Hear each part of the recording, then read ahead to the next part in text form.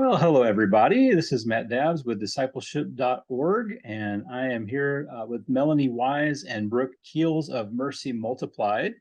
And I'm really excited to get to talk with them today and for y'all to hear what it is that they're going to share about their ministry. And so, can you tell us just maybe a little bit about yourself and about the roles that you play at Mercy Multiplied? Absolutely. We're really excited to be here. And excited just to share a little bit about who we are and just our heart for the church. Mercy is a nonprofit based out of the Nashville area and really exists to introduce and to bring people into healing and freedom in Christ. We do that through a variety of different programs. We have a residential program for young women that actually began back in 1983. Our founder is Nancy Alcorn, founded it in 1983. And then since that time, actually just in more recent years, we have started also an outpatient program that is serving both men and women of all ages. Our residential program, should have clarified, is just for young women ages 13 to 32. So it's been really cool in recent years to expand our reach and to be able to serve both men and women of all ages through outpatient services. And then the part that I oversee here at Mercy is what we call our outreach services, which I think for people in the church, maybe pastors, leaders, they kind of have a picture of what outreach is. What we believe as an organization, our outreach is actually to the church. It Hmm. is reaching outside of our counseling programs and really kind of trying to connect with local churches and support local churches in their ministry to the people who are hurting and struggling in their church and in their community. I have a master's in counseling and a PhD in family therapy. And so, as the program was seeing more high acuity with trauma and mental health issues, I came on in 2016 as executive director of counseling services. And really, just what we were able to do at that time is just really offer this fully integrated approach of just really, really high clinical work with really, really deep spiritual truth and the discipleship aspect of what Mercy offers, just to meet the needs that we're seeing. And so I did that for 5 years. And then in 2021, God moved us physically had been in Nashville, moved us to Dallas, Texas. I run an outpatient addiction treatment center here, with that is co-ed, so men and women, and also we have men's sober living. So I got all the females at Mercy. I get all the men here. If you're wondering, men are so much easier, just across the board. But I also get to stay on as a consultant with Mercy, and I still work with all the counseling teams. And my very favorite thing is doing this aspect of being with Melanie and outreach and just trying to kind of provide the expertise and experience I've had over the years and lend it to that aspect of it. So, yeah, so that's where I'm at now. And I think my title, I forget it every time, but it is Counseling and Outreach Advisor. That's it. So, Okay. yeah. So, Melanie, you mentioned the word church a lot. And so, can you talk to us a little bit about how you support local churches and why that really means a lot to you? Yes, I prior to coming to Mercy, I served in the youth ministry of the church that I was part of at that time. And through those years, I was on staff at the church, and I honestly felt pretty regularly in over my head. There were issues that girls were coming to me with, that families were coming to me with, and I didn't have much formal training, much formal education. I didn't have, I came in very green, like right out of college, and I just thought like, oh, youth ministry is going to be great. It's just going to be like youth camp year round. We just have fun. And then we have like deep moments where we all cry. And then it's great. We go play games again. It's like, in no way was that real world. And so I just very quickly realized that I did not feel like I had all of the tools that I needed to reach effectively and actually help the specific, in my context, was the young women at our church, with the issues that they were struggling with and that they were dealing with. And so I always joke that like the Holy Spirit and I got very tight in those years because I didn't have much else. I was like, Mm. I don't know what to do here, Lord. I feel like I'm regularly trying my very best. Um, I came to Mercy and I started seeing how, at the time, we only had the residential program for young women. And I started just kind of observing and learning more about how we were working with women in the program. And I just thought, are you kidding me? I mean, this organization was right down the street from the church where I worked. And I just was like, I cannot believe you guys have been this close to me. And everything I'm learning here would have radically impacted my ministry to the young women at our church. So much of this is transferable to the church. There are parts of a residential program, obviously, that can't transfer to a local church experience, but the discipleship piece of what was happening in the homes, I was like, this, if I had had this at my disposal, it would have changed everything. And so when we decided to launch the outreach services back in 2015, I had been at Mercy for about 3 years at that point. I was so passionate about it because in those years, when I was working in youth ministry, I was meeting other people working in the same at other churches.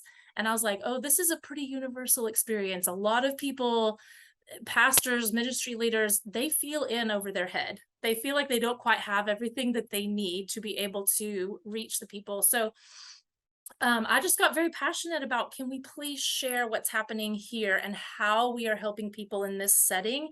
Can we share that discipleship piece with churches? Because I really think they're hungry for it and it would be really helpful. And so we, like I mentioned already, we have some resources. One of our primary ones being our Keys to Freedom discipleship study. It's an 8-week study and walks people through biblical principles of freedom and healing in a very just in a very practical way, which I believe discipleship is. I mean, it's about like putting boots to the ground. Like, how do I take these truths and walk these out and live these out in my life? And so for us, it's specific to the context of a healing journey. Like I've got brokenness in my life. I want to find healing. How can I take biblical principles and walk those out?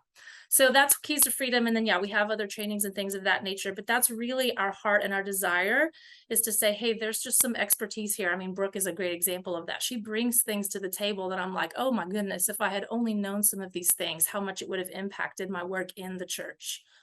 So, Yeah, it sounds like hurting people actually are in the church. Uh, I know. wow. Well, I mean, it's so none of us, right? Like we're all fine. yeah, right. Yeah, it's just, Absolutely. yeah, right. Uh, Yeah, no, that's amazing.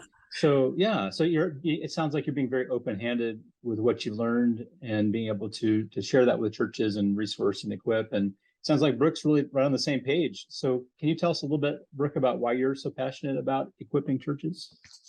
yeah, for sure. I mean, uh, bottom line is I am a fifth generation preacher's kid. My dad is also a psychologist. I mentioned my mom is a social worker, and I am an only child. And so I that just came with some really interesting dynamics along the way. Clearly, that is why I'm a therapist now. But through that, I mean, Melanie has, I think, gosh, I always forget who says this, but Melanie was speaking one time and she referenced this. And this pastor was talking about like sacrificing your family on the altar of ministry. And I had a great family, but that is 100% generationally what happened. Mm. Just killing yourself to the nth degree and not being present with your family. And for me growing up, it was like, well, I do want my dad to go help somebody who's wanting to kill themselves, of course, but I also need you at my basketball game. And I just saw over time and then through academic work and all of this, just this gap. And frankly too, I think a challenge of like, if we have the creator of the universe as our inspiration, like we should be the most confident people, we should be the most secure people, we should be the healthiest people, and we should be able to think really, really well. And I haven't seen that. And I think a lot of it is fear and insecurity and so I'm just passionate about that piece and making sure that we view people as body, soul, spirit, and so just giving an example with that, like if you're helping somebody who's been through a lot of trauma, there are neurological changes that happen and understanding what that means. It's kind of like, well, just trust God as a father. Well, if I was abused by my father, that doesn't what does that mean? Like, we have to meet people in that place and understand the idea of submitting to a good father when you were abused by a father doesn't land. And so, how can we be compassionate but also knowledgeable as we're working with people? And also, I think on top of that, just this has been a long observation too, is for a long time I've just watched the church call enabling grace. And I think that that's a bigger thing too, like the boundaries that we don't have for our own lives and our own hearts, so that we're actually pouring out of the overflow, like he called us to do. And so, this is, out of all the work I've done, out of all the work I do, this is what I believe in more than anything, is just equipping the church to be the healthiest, smartest, and the most energized, frankly, to pour into others' lives, because it is out of that overflow. Oh, that's really good. I've preached for a number of years, and I've always had good elderships and people around that were good about Matthew 18, like direct people to you if they have a problem. But I know not everybody has that. And one of the biggest problems among, people who speak and preach and things like that is that the people who have the problems are often kind of like allowed to be stunted emotionally, right? Because they'll go to like an elder or somebody else and say, I can't believe they said that. And they're like, well, we'll make sure they don't say that anymore, and they don't allow people they allow people to triangulate them and don't allow people to get their, like, learn how to resolve conflict and things like that. So we end up with these Yes. severely emotionally stunted churches and people who don't know how to deal with anything like that. So yeah, no, I appreciate where you're coming from, and we all have a story. And so it's cool how both of you all's stories like tie into like where you are today and what you're doing and why you're doing that. So connect us up with discipleship. How does all this connect with making disciples? Yeah. It's interesting because so we just finished this last weekend. We did one of our Empower workshops, which is our primary training that we offer to people in mostly in leadership, but honestly, men and women come to that workshop from all different backgrounds. And I just today went through all of the feedback forms that we got at the end of this specific workshop. And there was a consistent theme that so many people said, and for context, the content that we share at Empower is what we plan to share at our track session at the forum. So it's going to be pretty much the exact same content. By and large, almost everybody who had feedback shared some version of, this has taught me how to be in healthy relationships with people, which truly, to me, I mean, there's so many different components of discipleship, but one of the things I think about is it requires relationship, and like pretty close relationship, right? If I'm being discipled by someone, then we have relationship with one another. And so I think one of the most important things that we do try to focus a lot of our attention on is just how to be in healthy relationship with one another in a way that is pointing both of you back to Jesus and back to the Word of God, where there's not any weird like dependency that is unhealthy forming between that relationship. When you're working with someone who is struggling with something or hurting, like, how do you love them well, support them well? It kind of all tends to go back to the relationship piece. And so part of it, I think, can feed that piece because of the fact that discipleship is about relationship. As I kind of already mentioned too, the core resource that we offer is called Keys to Freedom, and it is there are 7 keys to freedom that we unpack. And it's the same principles that have been used in our program for years and years. And it's crazy because I remember the first time I was introduced to all of these different principles and keys, I was like, this is all stuff from the Bible. I've read this stuff a million. I just never knew how the rubber meets the road with a lot of this stuff. I'm like, yeah, I feel like forgiveness is an important part of life. And if I want to be a healthy person, I need to know how to forgive. I've heard a million sermons on forgiveness, read a million scriptures. I don't know if anybody has walked me through in a practical way, how do I walk the journey of forgiveness towards someone? Renewing the mind, healing hurts. Like, these are all things that we unpack. These are all some of the main keys. Again, I've heard of them conceptually. They come from scripture, but I don't know how to walk it out. And so that is something that for us has become pivotal. And it's funny because I also just had lunch with somebody who was at the workshop this weekend, and she said, I don't think I've ever been to a training that was so practical. And I was like, Mhm. that's wonderful. Like, that's the whole point.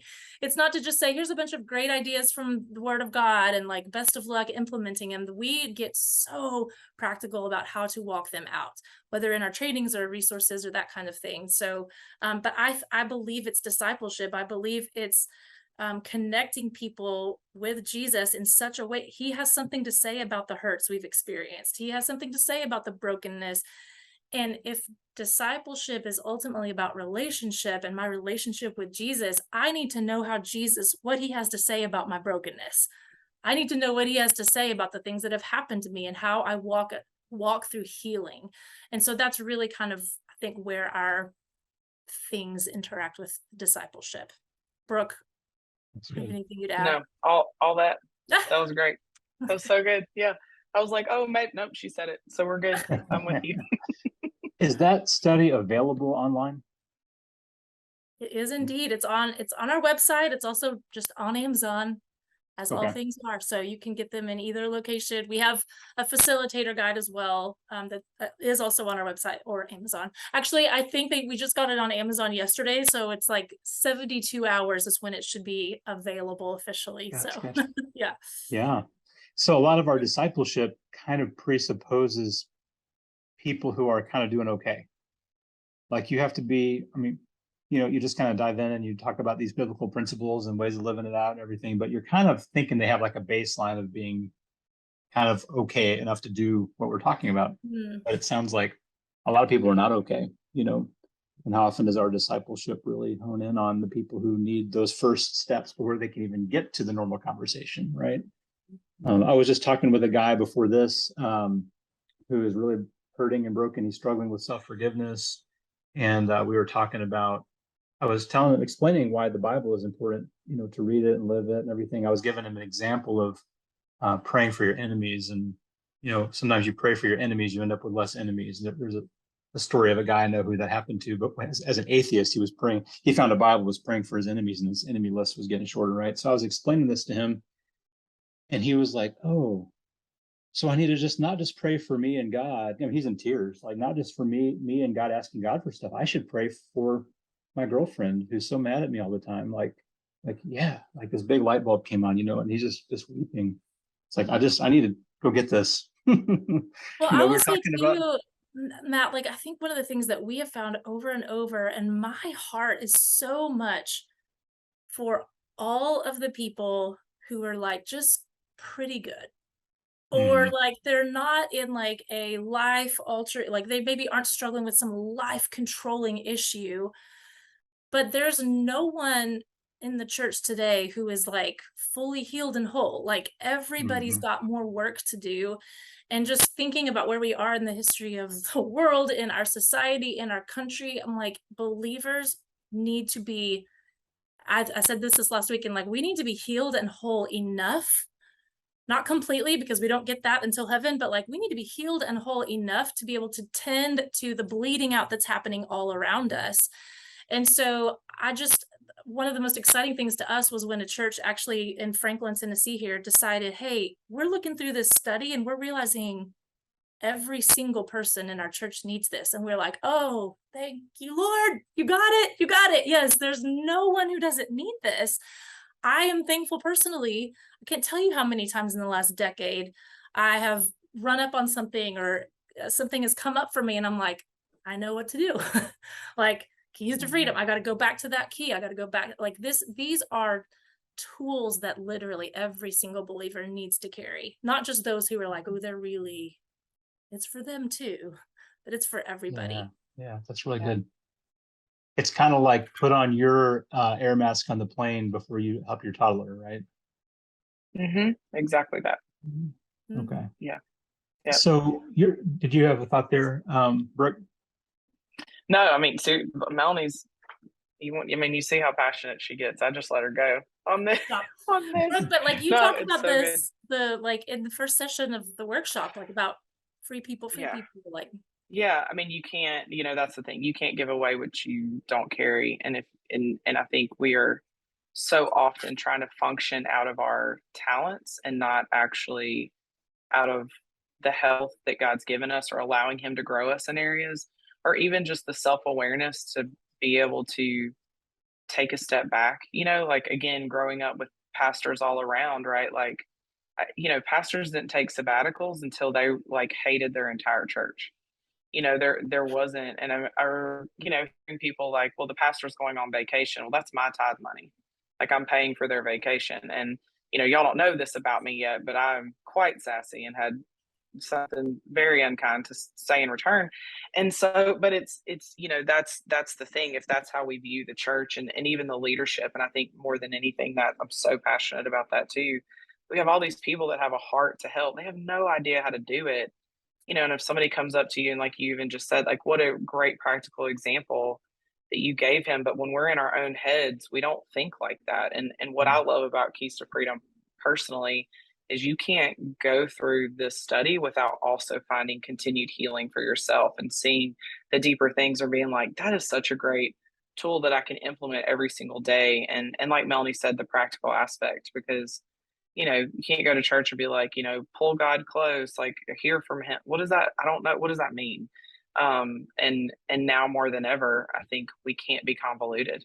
We have to be clear. And the Lord was pretty clear. I think we've made him convoluted. And so yeah, so I get passionate about it too, but we'll just talk about that forever if I do. So I'm sorry. Yeah. So you guys are kind of bringing two things to the table. You have biblical principles, you have psychological principles, and you're kind of melding them together in something that has been shown to be effective. So can we talk a little bit about that relationship between theology and psychology? Because some people are going to be resistant to that, and other people want to be all psychology without the Bible side. And it's like, how do you kind of bring all that together? Right.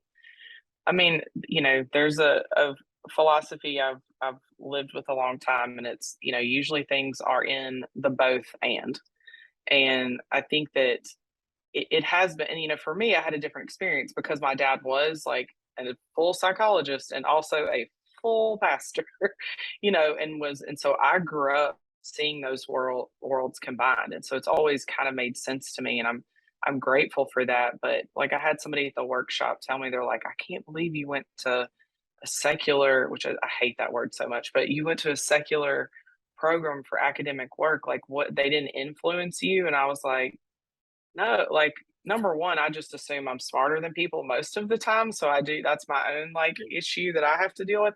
But I was like, no, because everything they taught, when they would talk about like cognitive behavioral, like you take an idea and you examine it and you replace it and all that. I'm like, yeah, said that first. Jesus, like, there's everything good or smart about psychology is already, the Lord's already talked to us about. And so, and the things that don't make sense, have the power to examine them and see, like, does that fit with God's word? Does that make sense? Is that actually freeing people or not? And so it's always been interesting to me, like, this fear of combining these worlds when I think they're meant to be combined. We have to understand how attachment works and what happens in trauma, and so we can meet people where they're at. And I mean, just statistically, I think we're at like 1 in 3 people under the age of 16 have been sexually abused at this point. Like we can't deny the impact that this is having, and then just say, Jesus has it. He sure does, but there's also all these other layers, with it. I've had, couples. That was a guy, I know Melanie knows the story, that the husband just ran off, and they like left his family completely, lost it. The church he was going to was like, well, y'all need to do this little discipleship thing. He still left. I'm meeting with them, and I go, wait a second, is there some brain stuff going on? And they go, oh, well, he did just get diagnosed with Lyme's. And so they go in, find all this neurological things happening. He gets treated. And at this point now, he's left his family, has started a whole other family, and then realizes, right? And so it's like, we can't not treat the body, right? Medically, spiritually, and the soul of it. And so I think there's just so much wisdom in it. And I feel like the Lord's pretty clear about it.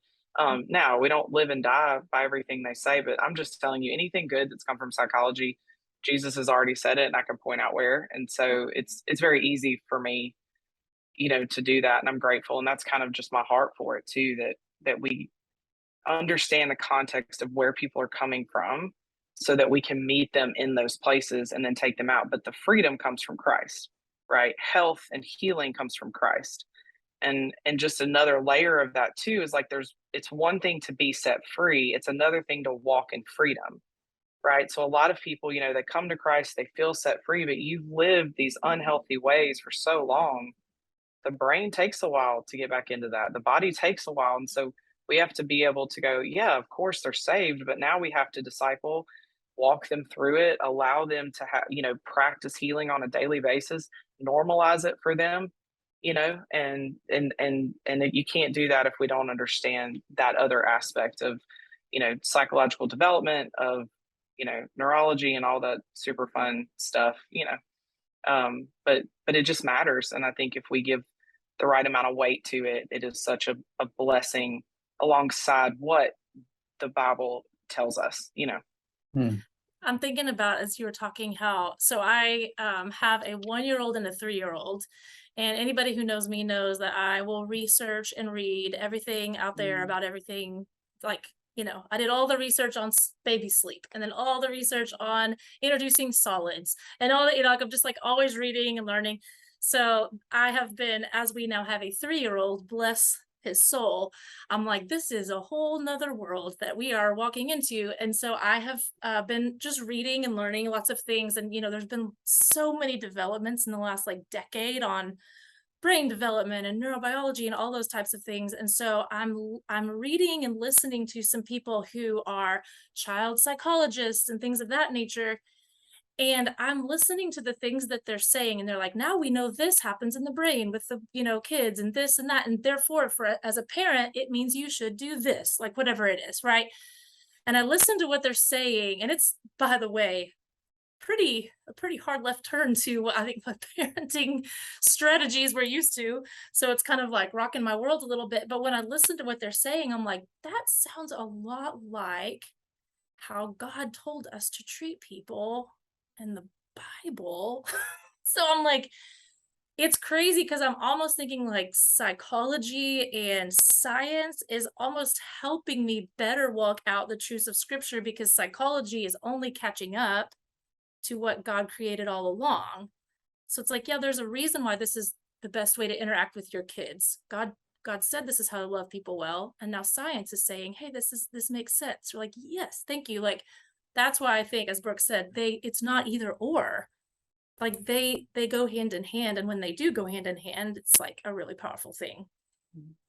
Yeah, Hmm. but the freedom comes on the Jesus side, right? 100%. All this is only, to allow us to get to the Jesus side. So when a young woman walks into Mercy, right, if they've dealt with all of this trauma, from a counseling standpoint, it's how do we get her and help her be stable enough to build a healthy relationship with the Lord so that she can walk that out on her own, right? It's not that so she needs counseling forever. And though I feel like a lot of people do, just in general, but the point is not to be codependent on Mercy. It's how do we help you? Yeah. Like I mentioned, if you've been abused by your father, how do we help you get stable enough to start opening up to the idea that there is a trusting good father, and even being able to have attachment to God, right? If you've never had healthy attachments or connections or healthy relationships, we've got to show you what that is.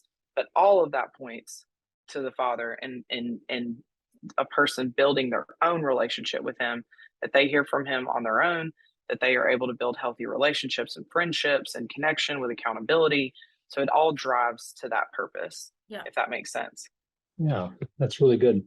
So, like, psychology tends to be, a psychology without biblical foundation is like, you're kind of on your own, right? Like you're in your own headspace, your own thoughts. There's not accountability necessarily. And so I really appreciate that combination to say, you're trying to get people not just to be independent, but to be dependent on God, right? And like God's way of seeing things and doing things. And I think, Jesus talked to us about being wise, right? Like, what was it?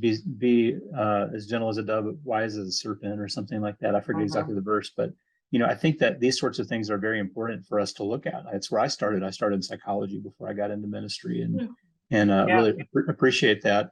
And there's not a way to tease them apart. I remember being asked by a professor, I was at the University of Florida in the PhD program at clinical, and they're like, how are you going to separate your faith from what we're doing? And I'm like, oh, I can take care of that. And then I got in the middle of it. I'm like, I can't really do that, can I?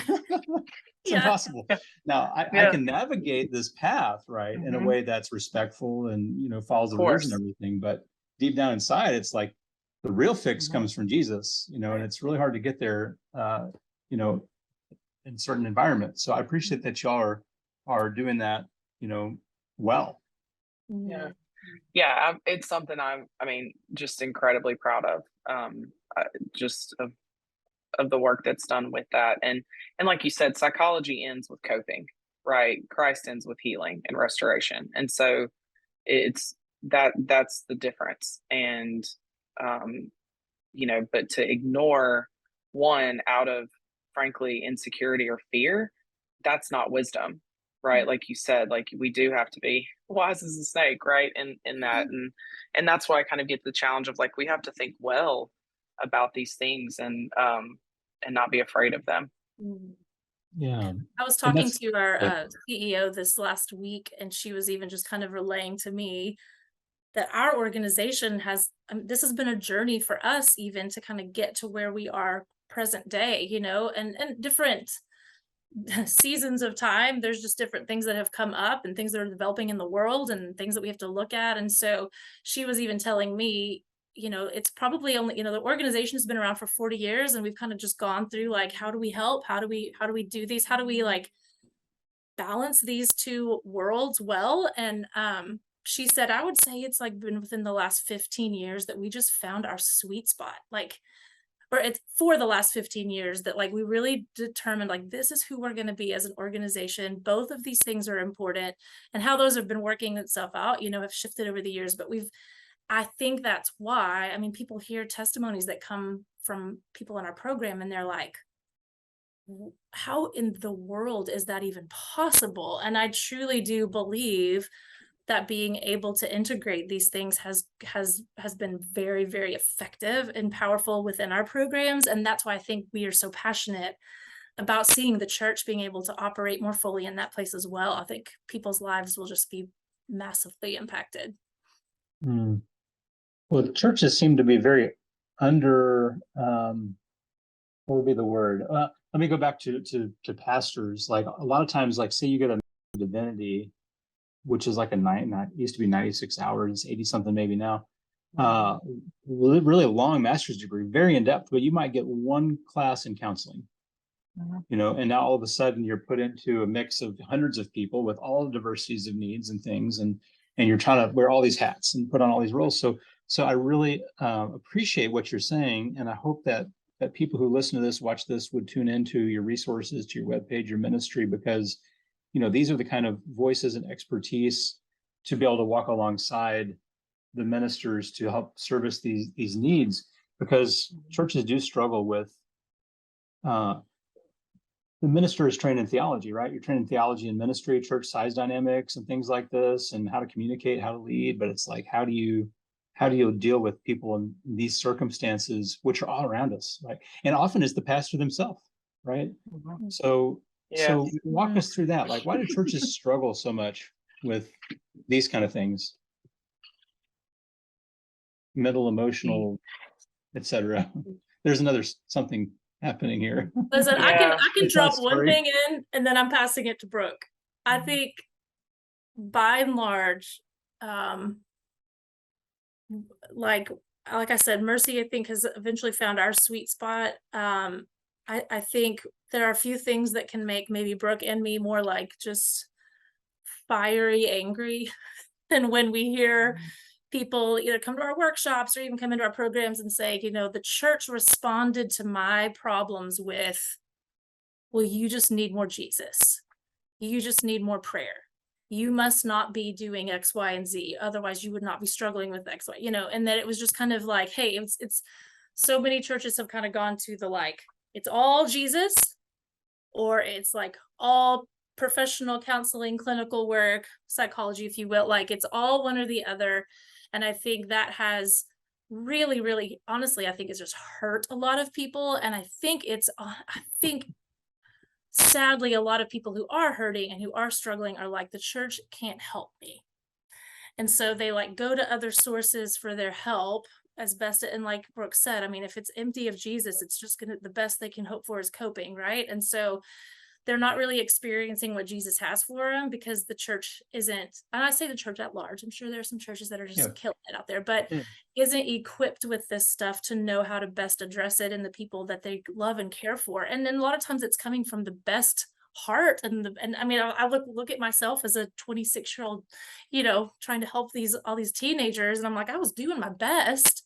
Lord, please help all of them, but like, I think it's just, people are almost like devaluing what the church brings to the table because the church isn't equipped and resourced in this. And we just constantly are like, the church has Jesus. If we actually believe that Jesus is the ultimate answer and the church has Jesus, the church has a very important role to play in this. But unfortunately, I think they almost are like turning people away because they just try to put a Jesus blanket answer on all of the things.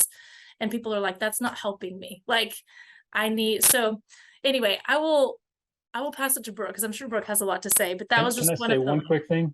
Yeah. There's an even worse part to that. And again, I appreciate you saying I'm not painting all churches here. Like there's not like a general pejorative universal absolute, Yes, right? correct. Like there's no way to do that. It's not fair. So a lot of times people hear the message of you just need to pray more. And it's, on one hand, you could say, well, that just shows the church is inadequate in addressing the problem. But I think, and you back me up or tell me I'm crazy, I think a lot of people experience this as I'm not a faithful Christian because I've been praying for this anxiety to go away for 5 years and it's still here. And I have prayed. Maybe should I pray harder? Like, what are you really telling me? Are you telling me God's not listening, or like what's wrong with me? You all see that? Yeah. Yes. Yeah. Okay. Exactly. Yes. So resounding yes. That's guilt. Well, I mean, that's shame, guilt. Absolutely. Yeah. And I feel like most of the time when someone responds with, you should just pray more, it's because they don't actually know how to help Right. you. And I Mm. feel like, what if we were just okay with that? Meaning, so like as a counselor, I have a scope of practice, right? So if somebody comes to my office and they are outside of, they're dealing with a diagnosis or something that is outside of my scope of practice, I ethically have to understand that, be able to assess that and say, hey, I'm not the one for you, but here are 3 referrals so I can connect you with somebody that can help you. Right. And I don't feel badly that I can't help them. I feel great that I got them connected to somebody who can. And this whole idea of like, let's, from the pastor, which is typically where it starts, in my opinion, generally, because the pastor feels like they have to handle everything. And it is 100% handed to them over and over and over. And so I say that with such respect, right? But there's also, I think, this kind of arrogance that can slip in with like, well, if I can't handle all this, then I'm not doing a good job. Versus, no, actually, I'm doing a great job because I know what is mine and I know what is not mine. I know what I can speak into, very, with wisdom and love and all that. I know what we offer and I am confident in that. And I also know what we don't offer. And so we've got referral sources, we've got counselors we trust, psychiatrists we trust. I know that's hard to find psychiatrists.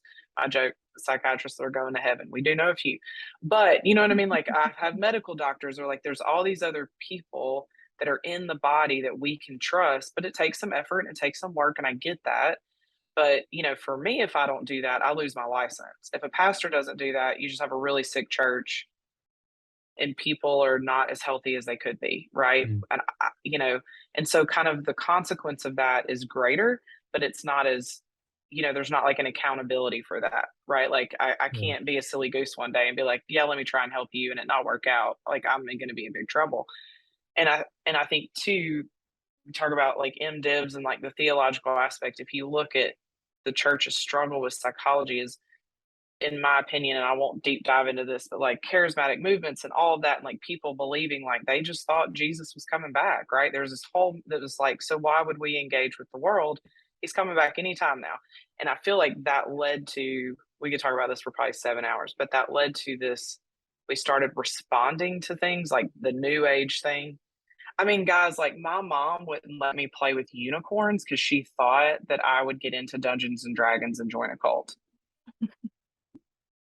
So obviously I got so many unicorns and I still send her unicorn cards. But I just mean like that's kind of the spirit that I feel like was people were responding to. Like it was reacting instead of leading. Whereas we should be leading in mental health.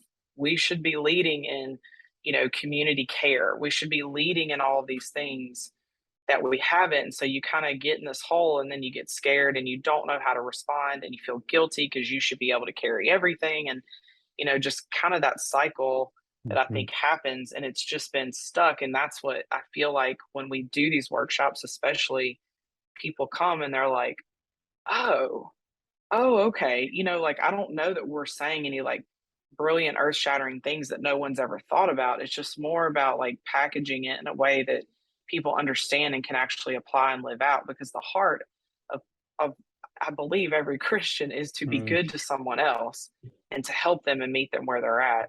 And we just want that to happen in a healthy way. Yeah, you use two really important words. Well, the phrase "use scope of practice" is really important. I don't think that really gets taught often. That's a guess because I'm not in all the schools to listen, but Yeah, it seems like it doesn't get I taught. haven't heard it. Yeah. And but you use the word react and respond. And so, like, if the doctor comes to you and says, "Okay, I prescribed this medication, your body's reacting," you're like, "Oh no, that's bad," right? I'm having a reaction. But if the doctor's like, "Your body's responding," like, "Oh, that's good. My body's responding to the medication," right? And so, and you use the word thoughtful, like we need thoughtful response, which might just, rather than reaction, which might just be, this is not for me. This is outside my scope. This is actually the kindest thing I could do for you is to say, I don't know, but this guy does, right? Yeah. And yeah, I really love the scope of practice idea. And maybe some people listening, that would really be helpful to consider. And I think too, Brooke, I've heard you talk about this a lot, that again, when we do these trainings, we're like, hey, look, there's going to be plenty of circumstances that come up like that are just what you described, Matt, where you like, hey, I am not equipped to handle some of these things. I know someone who is. But Brooke, I know I've heard you say this so many times, like nobody's life is changing because they meet with you once a week as their counselor. Like Right. they Yeah. need the church, they need community, they need other people loving them and supporting them. So our heart is to say, hey, here's the things that you're probably not equipped to do, and you need to have referral sources in those cases. But in those cases, it doesn't mean you are out of the life of the person, because I think that's another extreme the church can fall into, like go Yeah. out there and get help from people and then you can come back here whenever you're good. It's like, no. How do you walk alongside all of the people in your church who are also receiving professional help? How do you love them well, support them well? The church has a vitally important role to play in that. And so we want to also make sure that they understand what that is in a very clear way, which is their, if you will, scope of practice, right? Their scope of practice is Jesus. So like, let's talk about how you do that well. That's really good. Well, can you all talk about life change and what you see in that process? Like how does that process take place from your experience? I think that what are you looking, Melanie? What are you thinking? I see your face. You go. You? Oh, me too. All right. I mean, I think that, change happens by one, being open to the fact that you need it. I think the heart of just being open to that and understanding. And there are a lot of people, I think if we, look at Jesus, right? He's like, do you want to be well? Is what he asked. And I think often, I remember growing up like, that's so rude. Like, obviously he did. Oh, no, they don't. So many people don't. So many people do not actually want to be well. They want to feel better, but they don't really want to do the work that requires getting well. And for us as the helper, I have to understand what that work is and what is required to get well to even support somebody through that, but also be honest about here's what I can offer. This is what I know. But I think just being actually open to the commitment that it is to heal and to change and allow God to work in your life and grow you in ways, it is a very uncomfortable process, and understanding that it even is a process. And so, I think change really happens when they are open to it, and that we have a community of people, whatever that looks like, who are healthy, they can speak into someone's life and guide them along the way, and always turning them to Jesus, right? Always Mm. turning them to, what is the Lord saying about that, right? Pulling them to this other life that is good and healthy and free, and kind of being that champion of hope for them as well. So I know that's a little nebulous in some ways, but the practical aspect of it is to get to that bigger picture, in my opinion. Mm. I don't know. You want to add anything, Melanie? I mean, I think kind of what Mercy, what our programs, what our trainings, our resources, everything points back to is that you've got countless men and women in your churches and in your communities who have different things that they're struggling with.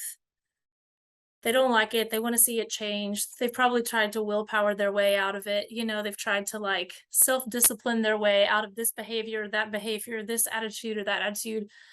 But the picture that we often paint in that is like a tree.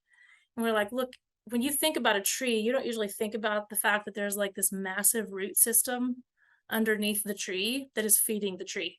And it's the roots that are determining, and the health of the roots that are determining if the tree is healthy at all. So we can sit out here and things like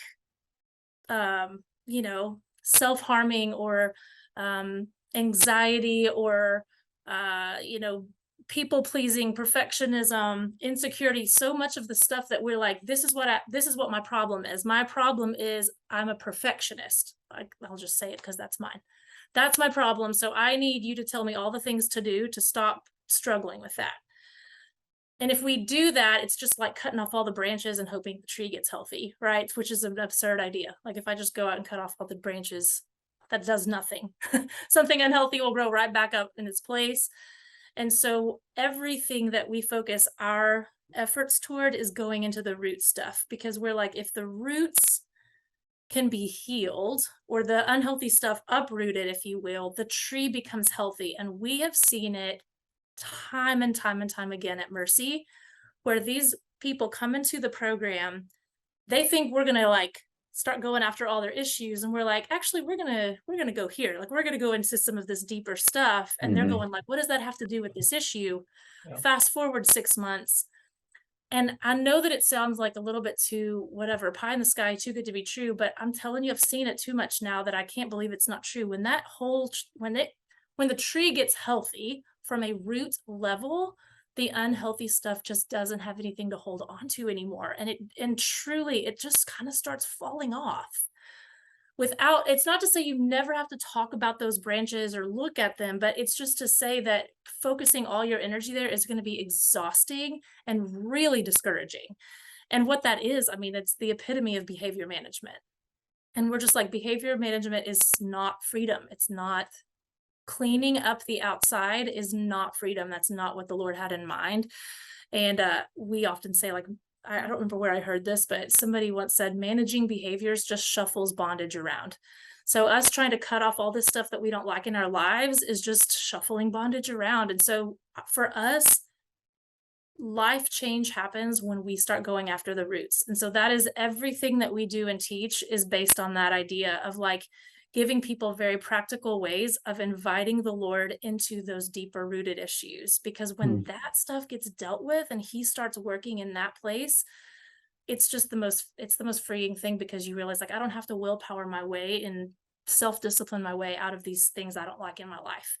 And so I'm like, I've seen it too much at this point that I'm ruined. I can't believe like any longer that it comes any other way than letting the Lord into that deep rooted stuff that's happening in your life. So that's what it's all about for us. Yeah.